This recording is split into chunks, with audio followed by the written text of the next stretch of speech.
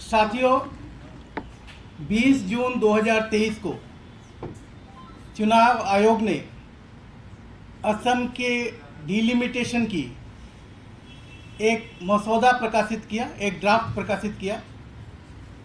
और उस मसौदे में जिस तरीके से विधानसभाओं का और लोकसभाओं का सीमा निर्धारण किया गया है वो काफ़ी विसंगतिपूर्ण है।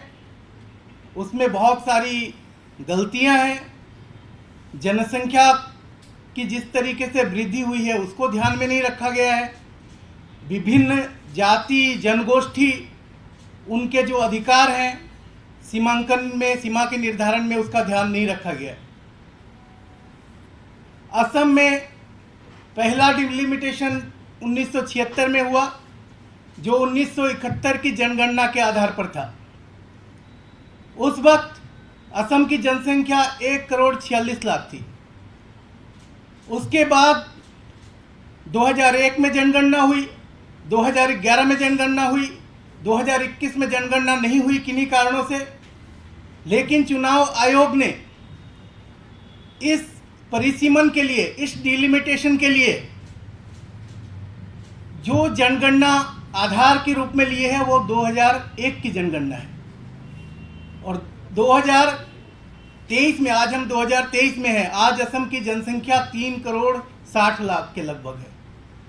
और जिस वक्त 1976 में सीमा निर्धारण हुई उस वक्त 1,46,00,000 थी।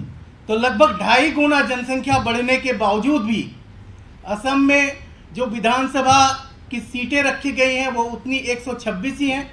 जो लोकसभा की सीटें हैं वो 14 ही हैं। सिर्फ विधानसभाओं की बाउंड्री को बदलने के लिए, लोकसभाओं की बाउंड्री को बदलने के लिए इस तरीके का सीमा निर्धारण करना हमें गलत प्रतीत होता है। हम लोग देखते हैं कि जम्मू कश्मीर में सीमा निर्धारण हुई, डिलिमिटेशन हुआ, वो भी 2011 की जनगणना के आधार पर हुई। किसी भी राज्य में जब सीमा निर्धारण की जाती है विधानसभा लोकसभाओं की, तो वो नवीनतम जो जनगणना उपलब्ध होती है उसके आधार पर होती है। तो 2001 की जनगणना के आधार पर इस सीमांकन करने का कोई कारण नजर नहीं आता। देश इस तरीके के जो परिसीमन होते हैं इनका मुख्य लक्ष्य ये होता है कि बढ़ती हुई जनसंख्या और जो भौगोलिक जो स्थिति है निर्वाचन क्षेत्रों की उसके ऊपर निर्धारित होनी चाहिए। लेकिन इस केस में, असम के मामले में, ना तो बढ़ती हुई जनसंख्या को ध्यान में रखा गया, ना डेमोग्राफी को ध्यान में रखा गया है और ना भौगोलिक स्थिति को ध्यान में रखा गया है।